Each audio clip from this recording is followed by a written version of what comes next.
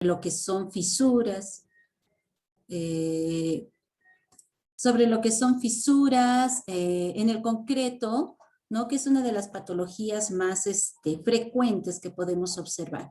Entonces, por favor, si me permiten compartir la pantalla para poder, yo traigo una presentación.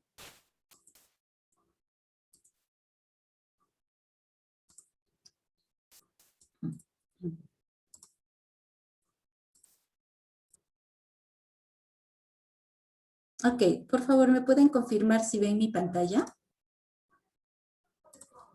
Sí se ve, ingeniero. Muchísimas gracias. Entonces, básicamente las patologías en el concreto armado son varias, ¿no? Tendríamos pues deformaciones, pero la que más nos molesta, la que más se presenta son las fisuras, y es a lo que le vamos a dar importancia o relevancia en esta breve presentación que traigo para ustedes. Una de las cosas que debemos entender es que, ¿cómo puedo, por favor, cómo puedo quitar o lo puedo mover, creo, ¿no? Ah, ya, perfecto. Ok. Una de las cosas que tenemos que entender es que las estructuras de concreto armado son difíciles de controlar. ¿Por qué? Porque el concreto es un material, no es un solo material, es un material mixto conformado por varios componentes. Tenemos agregados, tenemos cemento, a veces tenemos aditivos, más aún si tenemos acero de refuerzo. Entonces, ¿qué sucede? Yo puedo en una mezcladora vaciar poniendo la misma cantidad de cemento, la misma cantidad de agregados. Sin embargo, vamos a encontrar que existen diferencias entre una y otra tanda de la mezcla. Eso es porque puede que en la primera tanda yo haya vaciado con agregados de cierto tamaño, en la otra tanda los agregados eran más pequeños y entonces tenía menos vacíos. De repente el personal cargó la mezcladora y no sacudió completamente la bolsa. De repente le puse un poquitito más de agua o un poquitito, o un poquitito más o un poquitito menos de aditivo, ¿no? Esto se puede controlar un poco cuando nosotros hacemos un vaciado ya con concreto premezclado. El concreto premezclado, pues ahora viene con toda una instrumentación que permite reducir de alguna manera estas posibles diferencias que pudieran existir, pero aún así es muy difícil controlar lo que sucede en un vaciado de concreto, ¿no? Entonces, ¿qué pasa? Tenemos nosotros varias condiciones que modifican el comportamiento del concreto. Por ejemplo, en los materiales, sobre todo en los agregados, en la disposición del acero de refuerzo, en la mano de obra, en la técnica constructiva, la cuestión climática y la variabilidad que tenemos en las cargas actuantes. Realmente es un material bastante difícil de controlar. No es lo mismo que yo fabrique un perfil de acero estructural que si bien tiene cierta variabilidad, no es tanta como la que encontramos en el concreto. Así que, disculpen que voy a tener que ir moviendo esto de un lado para otro. Entonces, ¿qué es lo que tenemos que hacer? Como ingenieros, sabiendo que existe esta variabilidad en el concreto, pues tenemos que seguir un control más estricto en todo lo que es el proceso de ejecución de una estructura para minimizar los riesgos. Estamos hablando que desde que concebimos la estructura hasta que la ejecutamos y posteriormente le hacemos un mantenimiento, tenemos que tener o aplicar las estrategias más convenientes para minimizar esos riesgos de variabilidad. Usar un mismo tipo de cemento, hacer un diseño estructural que me permita tener ciertos factores de seguridad, ejecutar la estructura. Muchos incluso dicen, trata de ejecutar tu estructura siempre con la misma mano de obra, porque si yo estoy trabajando con un operario, un elemento y luego cambio de operario, va a haber variabilidad. Entonces muchos recomiendan no tener, o sea, minimizar esos riesgos con ciertas estrategias. Como les comentaba anteriormente, una de las patologías que más molestan y que más frecuentemente se presentan cuando nosotros construimos con concreto son las fisuras, ¿no? Estas fisuras pueden afectar la apariencia de la estructura o también pueden indicar fallas estructurales significativas. Y finalmente, si, digamos, no me importa la apariencia y no es una falla estructural, podría afectar la durabilidad de la estructura. ¿Por qué la durabilidad? Porque por lo general el concreto armado, que es una combinación de concreto, que por sí es un material mixto, y acero de refuerzo, trabajan muy bien. Una de las causas del por qué trabaja muy bien es porque el concreto recubre al acero de refuerzo e inhibe la corrosión o limita, ¿no? Controla la corrosión que se pueda producir en el acero de refuerzo. Si hay grietas, si hay fisuras, ya el concreto no cumple esta función, el acero de refuerzo puede corroerse y empiezo a perder adherencia entre el acero y el concreto. Si nosotros recordamos el curso de concreto armado, podemos saber que por qué trabajan muy bien el acero de refuerzo y el concreto, es porque ambos tienen un mismo valor de deformación unitaria. El concreto protege al acero de refuerzo de la humedad, por ende de la corrosión, lo protege del fuego. El acero de refuerzo dota a la estructura de ductilidad, porque el concreto por sí solo es un material muy frágil, por eso se fisura de esa manera, ¿no? Entonces trabajan muy bien. Si nosotros no garantizamos que se cumplan todas estas condiciones, entonces perdemos la ventaja que tiene el trabajar con el concreto armado. Ok. Las fisuras afectan, ya lo estamos diciendo, de tres maneras diferentes a una estructura de concreto armado. Primero vamos con la apariencia, que es molesta, uno siempre quisiera tener confort, ¿verdad? La más grave tal vez podría ser la que indica fallas estructurales, y una que es grave pero a largo plazo es la que puede influir en la durabilidad de la estructura, por los conceptos que ya les expliqué.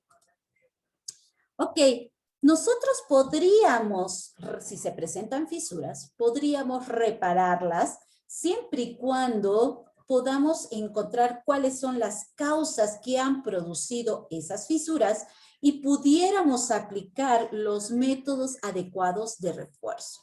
En esta imagen, por ejemplo, ustedes ven el refuerzo de una columna con fibra de carbono. ¿Por qué digo de una columna y no de las vigas? Ahí lo que está haciendo la fibra de carbono es que la han doblado hacia las vigas para lograr un anclaje mejor en el nudo, pero lo que se está reforzando es la columna. Esta es una de las técnicas más modernas y bastante limpias y que ya han bajado de precio, inclusive porque era muy cara la fibra de carbono, para reparar, para recuperar la resistencia del concreto bajo ciertas condiciones, porque no todo sirve para todos los tipos de fisuras, ¿de acuerdo? Entonces, vamos viendo, ¿no? ¿Qué cosas son las fisuras? Bueno, cuando nosotros hacemos un vaciado de concreto, debido a muchas causas, se puede producir una rotura en esa masa que nosotros creíamos uniforme del concreto, se puede producir una rotura que se manifiesta con un desarrollo por lo general lineal. Puede ser en línea recta, vertical, horizontal, o puede ser en línea recta oblicua. Y entonces nosotros tenemos que saber identificar qué pasa si mi fisura es horizontal, qué es lo que pudo haber sucedido. ¿Qué pasa si mi fisura es vertical? ¿Qué pudo haber sucedido? ¿Qué pasa si es una fisura diagonal? ¿Qué pasa si le da la vuelta a todo el elemento? Entonces, yo tengo que aprender a identificar las posibles causas que pueden formar cada tipo de fisura que yo puedo ver. ¿Ok? La norma ACI, bueno, lamentablemente la norma E060, nosotros no tenemos algo que nos diga o que nos explique básicamente qué tipo de fisuras se pueden producir y cómo las podríamos manejar, ¿no? Entonces tenemos que recurrir a normativas internacionales, en este caso aquí estoy poniendo de ejemplo la ACI 224, en el cual divide los tipos de fisuras en dos partes, ¿no? Las fisuras en el estado plástico del concreto, es decir, cuando todavía no ha alcanzado su fragua, y las fisuras en estado endurecido, lo cual no quiere decir que en el estado endurecido ya alcancé la máxima resistencia. Simplemente cuando el concreto ha endurecido, que por lo general es al día siguiente, a los 2 días ya puedo yo identificar que se podrían ir presentando fisuras. En el estado plástico tenemos dos tipos de fisuras importantes, aquellas que son por retracción plástica y aquellas que son por precipitación de los agregados. ¿Ok? Mientras que en el estado endurecido tengo muchísimos más tipos de fisuras, muchísimos más tipos de causas que podrían formar fisuras, en las cuales, por ejemplo, tenemos las más comunes, que son la retracción por secado, que es la primera, las de origen térmico, las de corrosión en armadura, las de sobrecargas cuando estamos ejecutando, y bueno, las de errores de diseño y o errores de detallado y o errores constructivos. ¿Ok? Vamos viendo algunas de ellas, no las vamos a poder ver todas, pero algunas de ellas, las más importantes, las vamos a poder analizar ahora, ¿no? Por ejemplo, cuando estamos cuando tenemos el concreto en estado plástico, la causa más frecuente de aparición de fisuras son estas por retracción plástica. ¿Qué sucede? Nosotros sabemos que para fabricar el concreto tenemos que utilizar agua para que pueda existir la reacción química del cemento, de los componentes químicos del cemento, y pueda endurecer. Entonces, si una vez yo le he puesto agua y estoy en un clima muy cálido y la humedad, o sea, el agüita que tiene ese momento el concreto se evapora más rápido de lo que se reemplaza, porque recuerden que por dentro el concreto está sudando, ¿verdad? Exuda, se dice.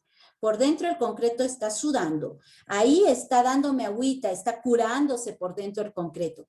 Pero si esa agüita se evapora a una velocidad más rápida de lo que suda el concreto, definitivamente voy a tener estas fisuras por retracción plástica, ¿no? ¿A qué se debe este tipo de fisuras? ¿Y cómo son? Son bastante indefinidas, me refiero a su posición y ubicación, ¿no? Por lo general aquí ustedes pueden ver este clásico piel de cocodrilo en los pavimentos. Sucede mucho más fácil en estructuras delgadas. ¿Por qué? Porque el agua se puede evaporar más fácilmente que en estructuras de secciones o de espesores más gruesos, ¿no? ¿Cuáles son las causas? Una temperatura alta del ambiente, que yo haya hecho un vaciado masivo y entonces el concreto empiece a exudar rápidamente y se evapore rápidamente, o inclusive el viento, no sé dónde poner esto, el viento que puede secar la superficie del concreto, ¿no? Entonces, ¿qué pasa? Está exudando el agüita y viene el viento y seca la superficie. Ok, voy a regresar, no sé cómo, así. ¿Cómo puedo hacer para limitar, evitar, controlar este tipo de fisuras? Uno, controlando la relación agua-cemento que tengo en mi mezcla. Cuanto más agua-cemento, cuanto más alta es la relación agua-cemento, obviamente voy a tener más agua que va a evaporar y va a dejar más vacíos en mi estructura de concreto, ¿no? Así que puede ser también controlable esto poniendo estas mantas. Ahora existen unas mantas, ¿no es cierto?, que se pueden colocar una vez termina el vaciado y entonces limitan la evaporación del agua, la rápida evaporación del agua del concreto. Vaciar en horas adecuadas también puede ser una estrategia para controlar la posible fisuración que pueda surgir, ¿no? O ahora pues se ponen estos curadores químicos de varias marcas que existen, ¿no? Que de alguna manera son como un plastiquito, se convierten en un plastiquito que uno coloca en la superficie y entonces limitan la rápida evaporación del agua.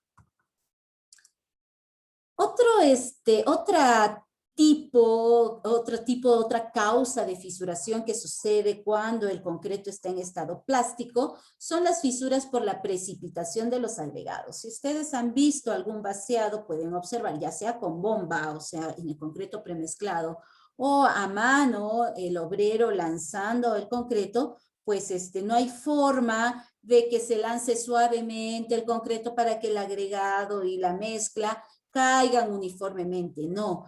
Por lo general se lanzan a presión o se lanzan desde una altura que produce que el agregado tenga, ¿no?, una ligera segregación, ¿no? Entonces, ¿qué pasa? Cuando segrega, se produce una concentración de agregados en cierta zona y menor concentración por lo general en la parte de arriba, ¿no? También podría ser, esto también se da, ¿no?, que cuando existe una obstrucción, como en este caso esta varilla de acero, cuando existe una obstrucción y yo he vaciado, esta es una obstrucción a mi vaciado, la varilla de acero, ¿verdad?, va a producir que el agregado caiga por los costados, aquí de repente no va a llegar tanto agregado, y entonces la masa de cemento que se encuentra en esta parte, que va a ser más cemento que agregado, y en estas zonas van a producir que haya mayor posibilidades de fisuración, ¿ok?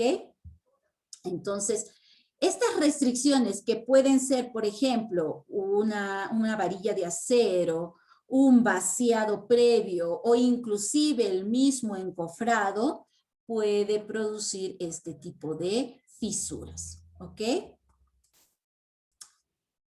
Obviamente puede existir que haya una mayor fisuración si no se vibra adecuadamente o si no se ha controlado la rigidez de los encofrados. Entonces ahí vamos a tener mayor posibilidades de fisuración. Entonces, como decíamos al inicio, ¿no?, debemos tener estrategias para de alguna manera controlar o minimizar los riesgos que se van a producir, las variabilidades que se van a producir. ¿Ok? Aquí, por ejemplo, en este gráfico se muestra una relación que existe entre el porcentaje de fisuras y tres parámetros importantes, ¿ok?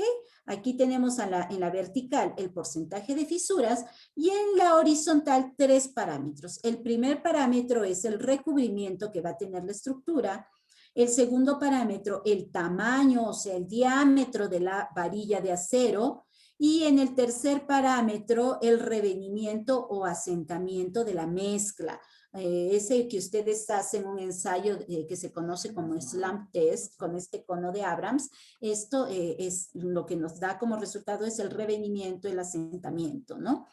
Entonces, por ejemplo, vamos viendo con el recubrimiento. Si tengo poco recubrimiento, digamos acá 19 milímetros de recubrimiento, puede que tenga hasta en este ensayo que se hizo, ¿no?, hasta un 90% de probabilidades de fisuración. Pero si incrementamos el recubrimiento, vamos a disminuir el porcentaje de fisuración. Entonces, ojo, respetar los recubrimientos mínimos que se especifican en la norma de 0,60 puede ser importante para controlar los riesgos de fisuración. Vamos viendo el segundo parámetro, ¿no?, que es el diámetro de la varilla. Entonces, acá, por ejemplo, tengo una varilla número 4, que es muy delgada, con respecto a una varilla número 6. Entonces, aquí esta es la línea que me habla del tamaño de la barra. Si tengo una barra pequeña, de menor diámetro, voy a tener menor porcentaje de fisuración con respecto a una varilla de mayor diámetro. Entonces sucede que cuando solemos hacer los diseños, ¿no?, y yo tengo que poner, yo qué sé, 11 centímetros cuadrados de área de acero, pues algunos prefieren ponerle 2 varillas de 1 pulgada y otros prefieren ponerle 3 varillas de 3/4, ¿no? Entonces, ¿qué pasa? O 4 varillas de 3/4, ¿no? Entonces, ¿qué va a pasar? Mi varilla de 1 pulgada me va a generar probablemente mayor fisuración o voy a tener mayor riesgo de fisuración con la varilla de 1 pulgada que con la varilla de 3/4. ¿Ok? Entonces eso es algo a tomar en cuenta. Y finalmente veamos el asentamiento o revenimiento, que por ejemplo aquí tengo a la izquierda un revenimiento de 2 pulgadas y a la derecha un revenimiento de 4 pulgadas y la línea de los puntitos negros llenos es la que me indica el porcentaje de fisuración.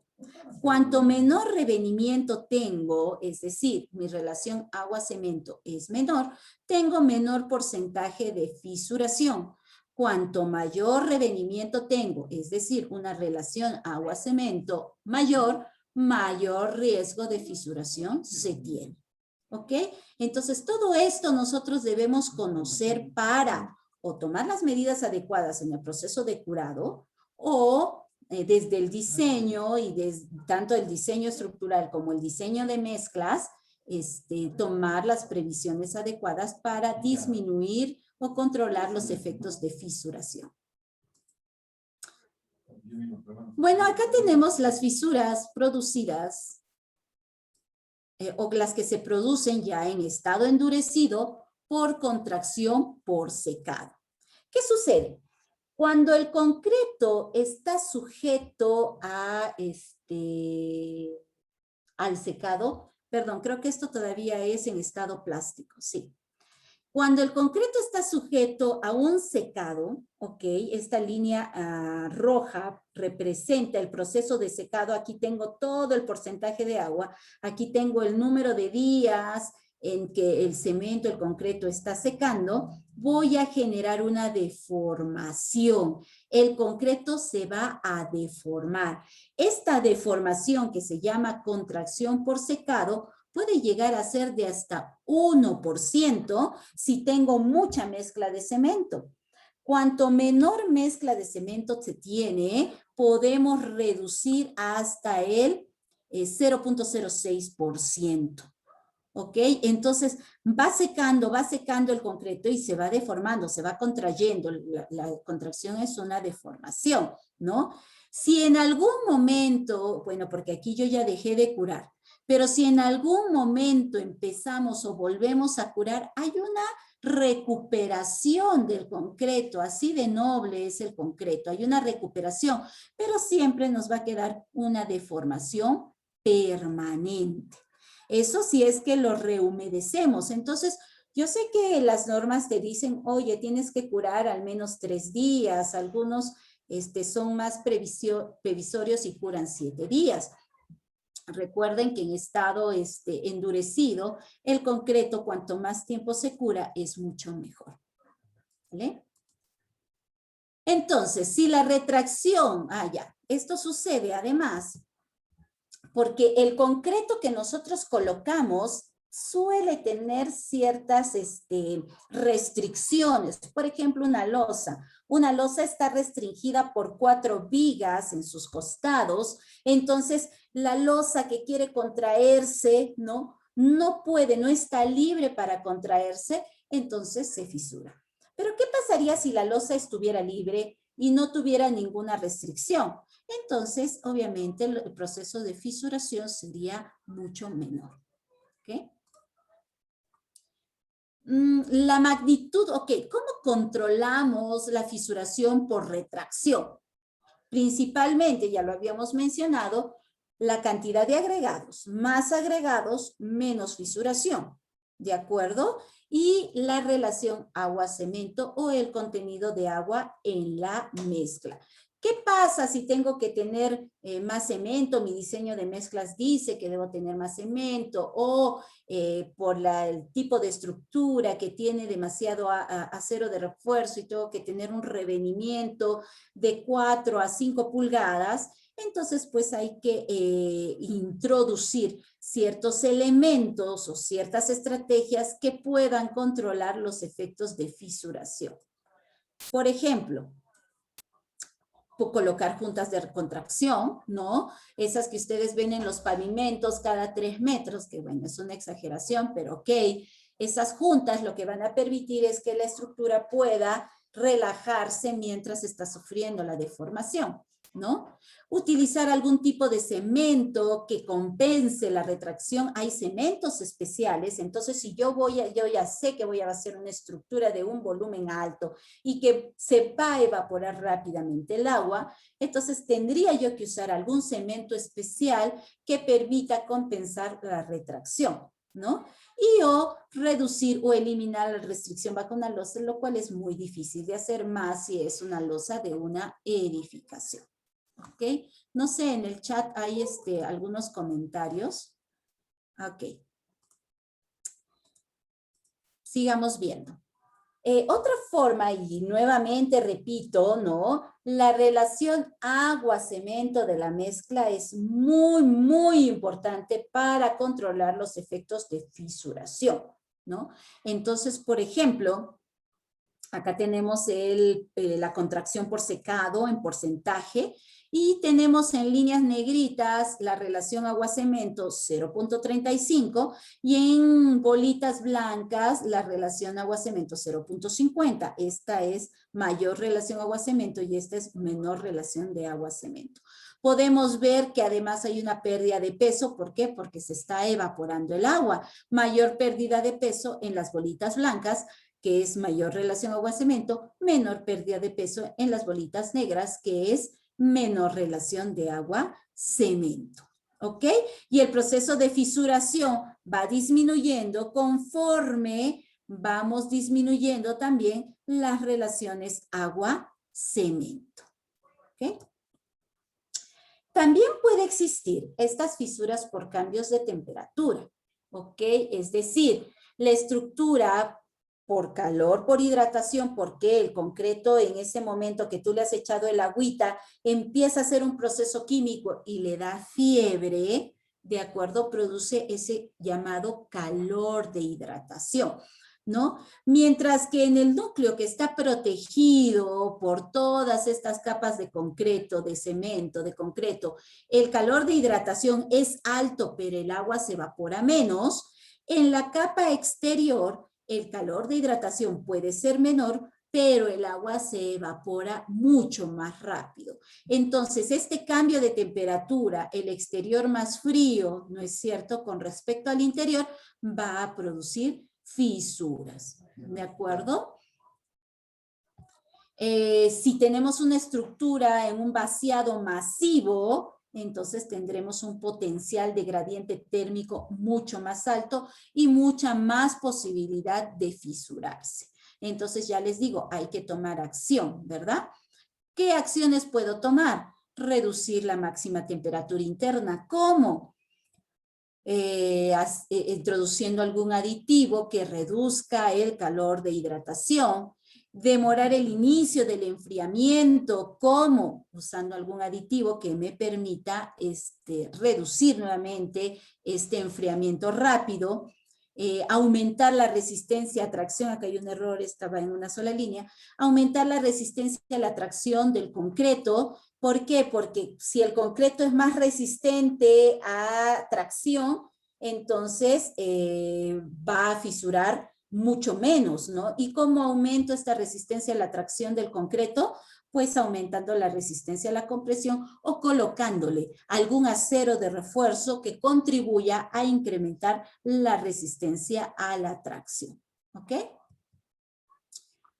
Ya en estado endurecido, tenemos las fisuras por corrosión de las armaduras. Acá traigo un ejemplo. Puede ser que al realizar el vaciado ya la armadura haya estado con algún proceso de corrosión. Recuerden que el proceso de corrosión es un proceso químico, por lo tanto, una pequeña corrosión en una parte lo que va a hacer es transmitirse a lo largo de toda la varilla, es contagiosa, ¿no? Entonces, tengo que usar también métodos químicos para limitar esa corrosión, ¿no? ¿Cómo identifico esta corrosión? Pues aquí es evidente, ¿verdad? Porque se puede observar la armadura de refuerzo y debido a la corrosión, esta estructura ha perdido inclusive el recubrimiento. ¿Por qué? Porque se ha perdido la adherencia. Pero no necesariamente tiene que llegar hasta este caso extremo. Si yo veo fisuras paralelas a las varillas de refuerzo, ¿no? Es probable que estas fisuras sean por corrosión de la armadura. Entonces yo ya tendría que tomar acción. ¿Qué acción puedo tomar? Bueno, usar un concreto de baja permeabilidad. ¿Cómo obtengo un concreto de baja permeabilidad? Poniéndole un impermeabilizante, sí, genial, pero también usando un concreto de mayor resistencia, porque un concreto más resistente es menos poroso. También puedo controlar este tipo de fisuras colocando un recubrimiento adecuado o inclusive haciendo un tratamiento en las varillas de refuerzo. Hay algunas varillas que vienen recubiertas con algún sellador, ¿no? O sobre capas que inhiben la corrosión y hasta le dan una protección, ¿no? Es más difícil, obviamente, acá en nuestro mercado no tenemos este tipo de armaduras, de varillas de refuerzo, pero podríamos usar otras técnicas como un mayor recubrimiento, cepillar bastante bien la armadura, la varilla de refuerzo antes de colocarla en su posición final, ¿no? Ok. Hay algunas fisuras que se producen por deficiencias constructivas, como por ejemplo, cuando nosotros estamos haciendo el vaciado y de repente el maestro de obra, el operario, el obrero dice, ¿sabes qué? La mezcla está muy seca, no la puedo trabajar y le incrementan agua. ¿Qué está sucediendo? Estamos incrementando la relación agua-cemento y entonces podríamos provocar efectos de fisuración. Perdón. No curar o hacer un curado inadecuado. Recuerden que tenemos un mínimo de días de curado en una estructura. Y cuanto más días curemos, mucho mejor. Ahora, resulta que es obvio que curar más días me representa mayor costo, me representa mayor uso de recursos humanos o de algún recurso aditivo para hacer el curado. Sin embargo, si en algún momento ustedes hacen un expediente técnico, colóquenle una partida de curado para darle la oportunidad al ejecutor, al residente de obra, de que con confianza pueda usar ese recurso para curar su estructura. Además, tener un inadecuado encofrado que no esté bien apoyado, que no esté bien confinado, obviamente va a hacer que la mezcla lo mueva, al echar la mezcla se va a mover y esto va a provocar cierta fisuración por la forma ya aforme del concreto, ¿no? Aumentar cemento a la mezcla. Recuerden, mayor cantidad de cemento, voy a tener mayor probabilidades de fisuración. ¿Ok? Y la otra forma, si yo he colocado alguna junta en un lugar inadecuado donde tengo puntos de tracción o tensión elevada, pues obviamente voy a provocar fisuración porque esa es una zona donde se producen mayores tal vez momentos o tensiones y al colocarle una junta estoy debilitando el concreto en esa zona. ¿Ok? Si nosotros nos ponemos a observar las fisuras que pueden existir,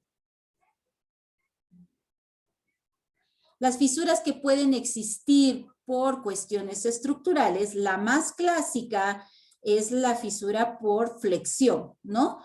¿Qué sucede cuando tenemos, por ejemplo, en este caso, una viga?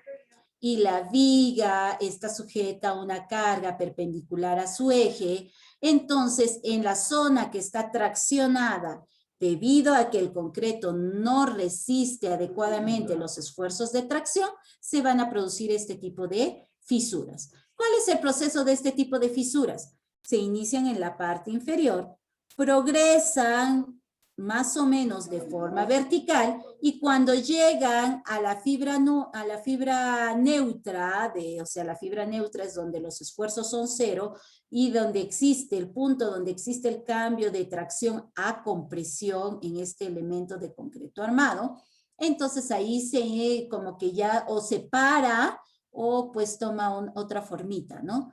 Entonces estas son fisuras por flexión. Por lo general son varias en la zona de mayor flexión, son delgaditas, evolucionan lentamente y cuando la estructura está cargada se pueden ver, y cuando la estructura se descarga, por lo general el concreto vuelve a, la fisura está, ¿no? Pero se cierra la fisura, que tenía un ancho de de algunos centímetros es mucho, de algunos milímetros, pues ahora al descargarla el ancho es menor. ¿De acuerdo?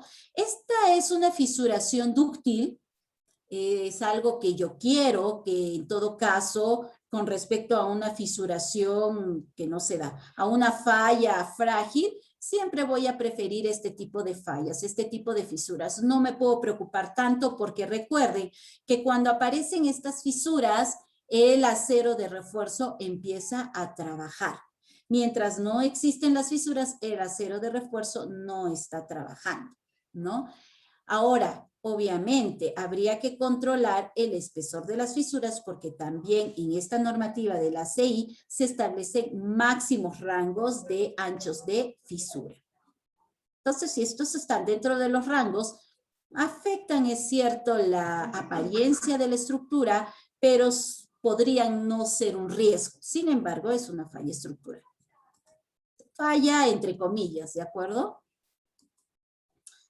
Ok, en cambio, las fisuras por fuerza cortante aparecen por lo general cerca a los apoyos de la estructura, ¿de acuerdo? Se inicia más o menos a la mitad de la sección de la estructura, continúa hasta llegar a la armadura. Recuerden que acá hay una varilla de refuerzo y acá también. Entonces se propaga hasta la varilla inferior, luego se propaga hasta la varilla superior y termina cortando la estructura. ¿De acuerdo? Este tipo de fisuras evolucionan rápidamente, son muy peligrosas porque son una falla frágil, es una falla por fuerza cortante. Se recomienda que si la estructura ya ha sido cortada en dos, y en algunos casos hasta se ve, si es una falla por corte, se va a ver en la cara anterior y en la cara posterior, ¿no? Entonces, si ya tenemos esa situación, lo que hay que hacer es evacuar el edificio, apuntalar y reforzar la estructura. ¿Se puede reforzar? Claro que se puede reforzar. Se pueden poner resinas epóxicas, se puede poner una manta de fibra de carbono, se puede coser, ¿no? Se puede coser la fisura, etcétera, etcétera, ¿no? Esta es una falla que no queremos porque es una falla frágil. A diferencia de esta, que es una falla dúctil, que tampoco la quisiera, pero en caso de presentarse no es tan caótica como si la falla por corte.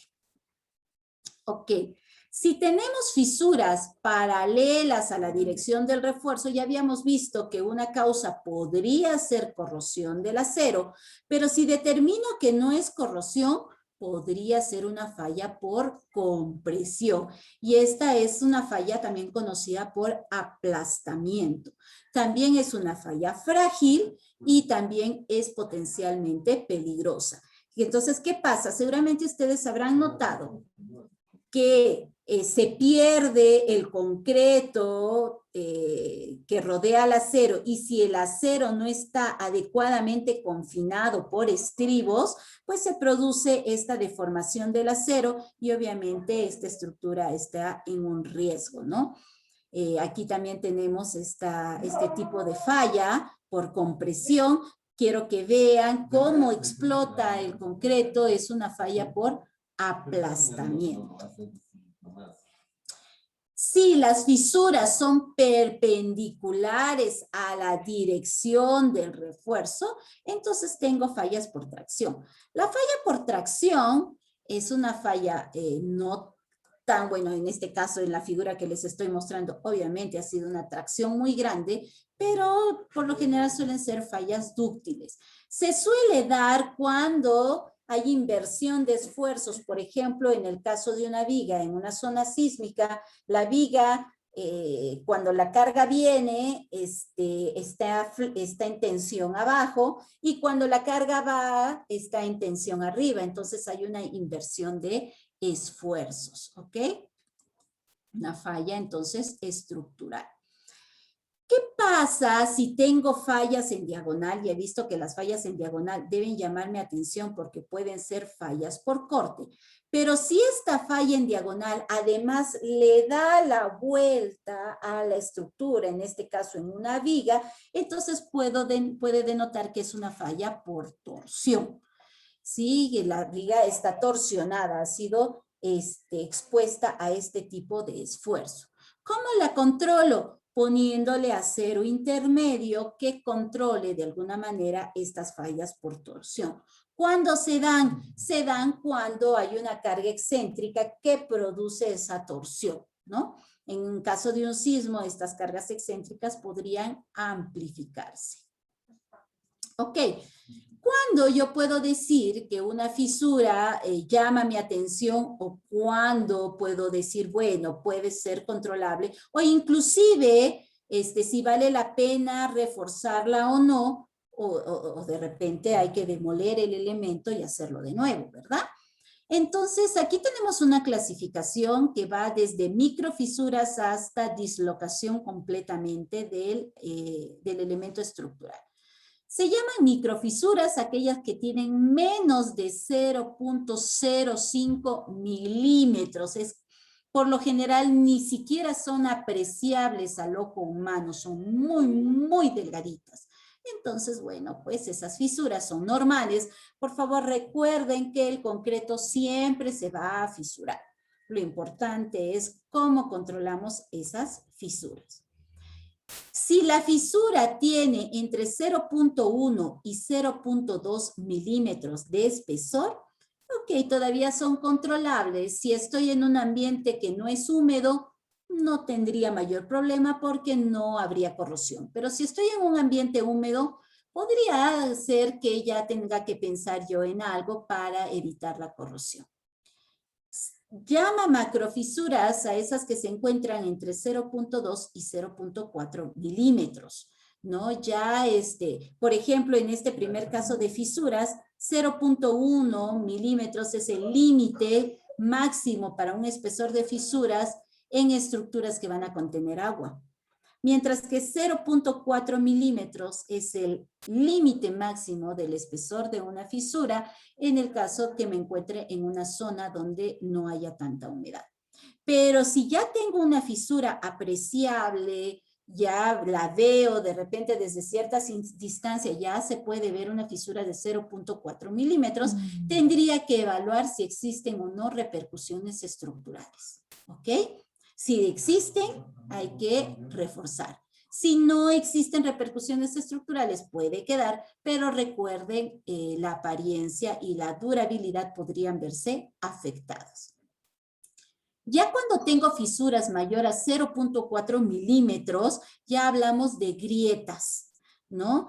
Hasta 1 milímetro de espesor, 1 milímetro de espesor se ve, cualquiera lo ve, y entonces aquí ya pierdo la capacidad sismo resistente de la edificación y ya tendría que pensar en o demoler esa estructura o alguna técnica aceptada de reforzamiento, que bueno, hasta 0.4 podría ser, 0.6, pero ya 1 milímetro es muy difícil de reforzar. ¿Ok? Bueno, ya hablamos de fractura y dislocación con fisuras mayores a 1 milímetro. Entonces, si ustedes ven su regla, una linecita es 1 milímetro. En este caso, ya hay que pensar en desocupar el edificio y hacer una rehabilitación. ¿Ok? En el caso de una dislocación que generalmente se presenta cuando hay sismos, ya habría que pensar de repente en una demolición de la edificación. Ok, dice, ingeniero, buenas tardes. En la construcción de colegios y hospitales, tienen parámetros distintos. La pregunta es, ¿las curaciones que se hagan están sujetos a sanciones? Ah, caray, no entiendo la pregunta. Las curaciones que se hagan o las fisuraciones que se hagan. Tal vez si podrías reformular, por favor, la pregunta para poder entenderla mejor, ¿sí? Ok. Ahora, podríamos nosotros tener, ya cuando tenemos fisuras de diferentes rangos de espesor, podríamos tener fisuras que son consideradas no estructurales, básicamente a problemas intrínsecos del propio concreto, es decir, el concreto siempre se fisura, ya sea porque no se curó bien, porque se puso carga antes, etcétera, y fisuras estructurales que sí pueden tener su origen incluso desde la fase de diseño de la estructura. ¿De acuerdo? Entonces hay que saber definir fisuras no estructurales y fisuras estructurales. También tenemos que diferenciar en fisuras estabilizadas o aquellas que llaman fisuras muertas y fisuras en movimiento o aquellas que llaman fisuras vivas. Recuerden, si existe una fisura y la causa de la fisura no se ha eliminado y además todavía continúa en proceso, por ejemplo, en un asentamiento, ¿verdad? Puede que el asentamiento no se haya todavía estabilizado, entonces tengo una fisura viva. Y yo no puedo reforzar mientras la fisura esté en movimiento. ¿Cómo evalúo si la fisura está en movimiento? No, se ponen unos testigos. En este caso es un testigo bastante sofisticado. Algunos le ponen estos listoncitos de yeso, ¿verdad? Si el yeso se fisura, quiere decir que la estructura todavía está en proceso de movimiento. Todavía no puedo reforzar. ¿Cuánto tiempo tengo que esperar? Digamos, he puesto el listoncito, lo veo, al día siguiente sigue bien, a la semana no se ha fisurado, al mes no se ha fisurado. ¿Cuánto tiempo tengo yo que esperar para decir que la fisura ya es una fisura muerta? Al menos unos 6 meses, ¿ok? Al menos unos 6 meses. Ideal 1 año, pero pues se entiende, imagínense tener una estructura inhabilitada o con riesgo durante 1 año es bastante tiempo. Entonces, por lo menos 6 meses, ¿ok? Entonces, las fisuras, ¿no? Ok, en el caso de hospitales y colegios, sí hay parámetros de diseño bastante estrictos. Si se presentaran fisuras ahí, nuevamente habría que ver si son estructurales o no, si se deben al proceso de diseño o al proceso de ejecución. Obviamente va a haber sanciones porque son recursos que el Estado ha usado para construir este tipo de centros, ¿no? Educativos o de salud. Entonces, si se puede recuperar la estructura sin mayor peligro, sí van a haber sanciones probablemente, pero pues no son tan riesgosas como a que se presenten, ¿no? Fisuras que comprometan la estructura y que no se puedan reforzar. ¿Qué hacer? Primero, si ustedes son proyectistas, tengan mucho cuidado y cumplan con todos los parámetros que se exigen en las normativas para ejecutar colegios y centros educativos. Si ustedes son ejecutores, tómense el tiempo para verificar si el diseño es coherente o no es coherente. Tómense el tiempo para hacer los controles de calidad pertinentes. Tómense el tiempo para establecer estrategias adecuadas para controlar los procesos de fisuración tales como estamos viendo acá, porque podría ser que se presente en vuestro colegio una fisura no estructural, pero ya trae consecuencias, ¿ok? Y me dice, ¿cuáles son las maneras más recomendables para reforzar las fisuras leves? Lo vamos a ver ahorita en las siguientes diapositivas. Les traigo varias técnicas de reforzamiento. Podemos conversar sobre alguna de ellas que ustedes quieran ver en mayor detalle, ¿vale? Entonces, ok. Existen nuevamente, repito, 3 motivos para querer reparar las fisuras. 1, por durabilidad. Otro, por impermeabilidad, para impermeabilizar la estructura. Y 3, para evitar que exista una disminución en el momento de inercia y en la rigidez del elemento. Recuerden ustedes rigidez, ¿se acuerdan? 1 sobre EI, ¿se acuerdan? Rigidez. ¿De qué depende la rigidez? Del módulo de elasticidad y del momento de inercia, pero del momento de inercia de la sección sin fisurar. Si la sección ya está fisurada, el momento de inercia disminuye y por lo tanto disminuye la rigidez, ¿vale? Ahora, justamente en la norma ACI se proponen varias técnicas para reforzar, reparar las fisuras. Dependiendo del tipo de fisuras que tenga, puede usar una u otra técnica de reparación. Por ejemplo, inyectar resinas. Si yo tengo una fisura muy delgada, ojo, si tengo microfisuras no vale ni siquiera la pena tocar el concreto. Si estamos por aquí, no vale la pena ni siquiera tocarlo porque dañamos la estructura, ¿ok? Siempre que se interviene se daña la estructura. Si estamos aquí en este rango de fisuras, habría que hacer una evaluación, ¿no? Para ver si vale la pena o no repararlas. De repente puede quedar, a menos que se vean muy feas, a menos de que esté en un ambiente muy húmedo. Pero si ya estoy acá en macrofisuras, podemos usar estas técnicas de reparación. ¿Ok? Acá te dice, bueno, puedo usar resinas epoxi para lo que son microfisuras, en este caso, ¿no? ¿En qué consiste?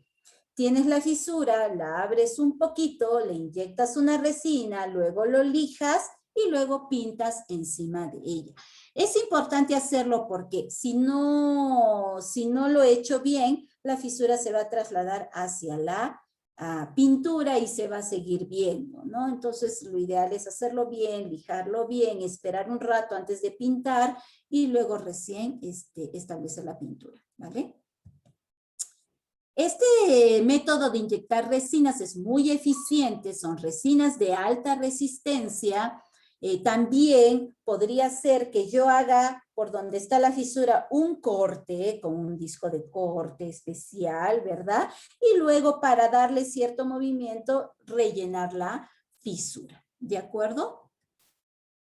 También podría usar un perfilado y sellado de la estructura, siempre con algún tipo de resina. ¿De acuerdo? Entonces, por ejemplo, si esta era la fisura en una losa, por decir algo, ¿no? Cerramos la abertura, ¿de acuerdo? Sellas la junta. Se parece mucho a la anterior, pero es para fisuras un poquito más gruesas. Los selladores son de diferentes materiales, pueden ser resinas epoxi, uretanos, siliconas, materiales asfálticos inclusive, o inclusive morteros, ya sea de cemento o de polímeros. ¿Okay? Otra técnica, aquí esta la usaron, por ejemplo, acá en el Real Plaza, en la azotea, no sé si ustedes subieron y vieron, esta técnica de cosido, ¿no? Coser la fisura, que consiste en colocar unidades, por lo general tipo grapas, ¿no? En forma de U, y introducirlas al concreto para rigidizar y evitar que la fisura se abra más. Esta es una técnica para zonas donde no va a afectar obviamente la estética, ¿de acuerdo?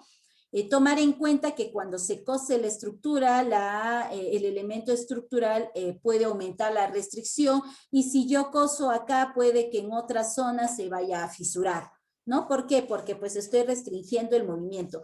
Recuerden, por favor, que una fisura es las ganas que tiene el concreto de relajarse frente a un esfuerzo, ¿ok? Es casi una junta natural entre comillas, ¿no? Entonces, si limitamos la fisura en un lado, podría ser que pueda ocurrir en otro lado. Por eso es importante saber la causa de la fisuración. Se pueden reforzar las fisuras poniendo un refuerzo, ya sea metálico, ¿no? De tal forma, por ejemplo, en este caso, si yo tengo una fisura en diagonal, que puede significar una fisura por corte, ¿sí? Podríamos nosotros ponerle una malla de acero de refuerzo en el sentido contrario a la fisuración. ¿Para qué? Para controlar esa fisuración, y bueno, luego tendría que ver si va a quedar expuesto, lo cual sería ilógico porque se puede corroer, o si lo puedo tarrajear. Para eso, por lo general, se quita el recubrimiento que tiene aquí el concreto, ¿no? Se quita el recubrimiento, se coloca este refuerzo y luego se vuelve a tarrajear, y después de un rato, no se olviden, recién a empastar y a pintar, ¿de acuerdo? Recuerden también, si estamos restringiendo en un lado, puede que porque se convierte esto en una zona más rígida, trasladarse la fisura a otro lado. ¿Ok? No perdamos de vista eso. Ok, la perforación, ¿no? Y llenado de una fisura ya también por el interior, ¿de acuerdo? Por ejemplo, en este muro, ¿no? Se presentó una fisura, hacemos una perforación que logre superar, no debería quedar aquí, debería quedar un poco más abajo, y colocarle un tapón de hormigón o hacerle un vaciado para recuperar o que la fisura no progrese hacia el interior del muro o de la estructura. ¿De acuerdo? Esto normalmente solamente puede hacerse cuando la fisura es casi perfectamente vertical, porque si fuera inclinada no podríamos hacerlo. ¿Ok? Tenemos también, digamos, si tengo una losa que se ha fisurado, pues le quito el recubrimiento y lo que puedo hacer es vaciarle una sobrelosa. La idea es que este vaciadito rellene las fisuras que se han producido en la losa e incremente el recubrimiento original que se tenía en la losa. ¿Vale? Ok, en resumen entonces, chicos, ¿cómo yo debo enfrentarme a las fisuras? Primero, cuando en campo verificamos que se han presentado fisuras, hay que ver si estas comprometen o no a los elementos estructurales. Primer paso. Segundo paso, ver si la fisura está activa o no, es decir, si todavía está en movimiento o ya no es activa. Y luego debo evaluar las posibles causas de las fisuras.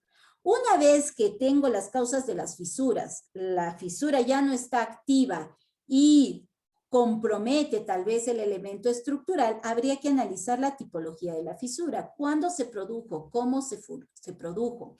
Si son de origen estructural, analizar qué tanto comprometen el elemento estructural y luego proponer una solución, que ojo, podría ser una demolición o podría ser un reforzamiento. Me dicen aquí, entonces, ¿deben repararse las microfisuras? No necesariamente. Si las microfisuras por lo general no se ven, tendrías que tener una lupa y acercarte y ahí recién las ves. Ya pienso que tienes que pensar en reparar las fisuras desde anchos mayores a 0.05 milímetros y siempre y cuando comprometan la estructura o realmente estén afectando demasiado la apariencia. ¿Ok? Muy bien, muchachos, eso es todo. Gracias por su atención. Es corta la exposición, es verdad, pero yo tengo una clase ahorita y entonces he tenido que limitar el tiempo. Estoy presta a cualquier pregunta que tengan. Buenas tardes, ingeniera. Gracias por la excelente ponencia que nos acaba de brindar. Bueno, creo que no hay ninguna otra más preguntas porque todas las preguntas se hizo en el transcurso de la ponencia, ya la respondió. Bueno, otra vez agradecerle. Creo que acá hay una pregunta. Le voy a leer, Sí. ingeniero. ¿Cómo podemos evitar las fisuras en zonas de juntas de construcción? Al contrario, ustedes han visto, ¿no es cierto?, que vamos a hablar de juntas, pero antes les voy a hablar de bruñas, ¿ok? Ustedes han visto que cuando se construye la viga, las columnas y todo, y luego se levanta el muro, le colocan una hendidura entre el muro y el elemento estructural, hendiduras tanto verticales como horizontales. ¿Por qué? Porque como tengo dos materiales, uno es la tabiquería y otro es la estructura de concreto, como tengo dos materiales, va a haber una separación. Se va a fisurar, sí o sí se va a fisurar. ¿Cuál es el objetivo de la bruña? Que la fisuración siga por ahí. En vez de trasladarse hacia otro lado, yo lo que le digo a la estructura, ok, yo sé que tú te vas a fisurar, pero te vas a fisurar por acá. Similar situación se produce cuando hacemos juntas de construcción. Esas juntas son justamente para que por ahí se presente la fisuración. Entonces va siguiendo un caminito la fisuración y listo. Que no se ve muy bonito, no se ve muy bonito. Pero una de las cosas que debemos dejar en claro a la sociedad, por favor, siempre, es que el concreto sí o sí siempre se va a fisurar. Lo único que podemos controlar es, uno, la abertura de la fisura, que sea lo menor posible, y dos, por dónde puede ir la fisura, hacerle su caminito para que no se vaya por sitios donde me afecten de mayor manera la apariencia, ¿no?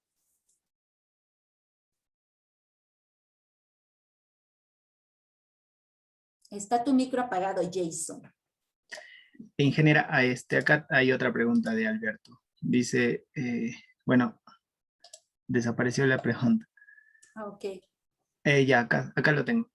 Los Ok. aditivos que sirven para pegar concreto nuevo con concreto antiguo, ¿podrían funcionar para reparar juntas? Sí, algunos funcionan para reparar fisuras, así es. Son epoxis, pero en las diferentes marcas de aditivos que tenemos en el mercado, tienen específicamente varios productos para diferentes tipos de. Pero si yo en obra tengo un aditivo que me une concreto viejo con concreto nuevo, podría utilizarlo si es que no quiero comprar otro producto más, ¿no? Tengo entendido que algunos sí pueden funcionar para reparar fisuras. Gracias, ingeniera. Bueno, otra vez agradecerle por la excelente ponencia que nos acaba de brindar. Y bueno, gracias también a todos los asistentes a esta ponencia. Muchas gracias. Buenas tardes. Muchas gracias con todos. Que tengan una linda tarde. Nos vemos pronto.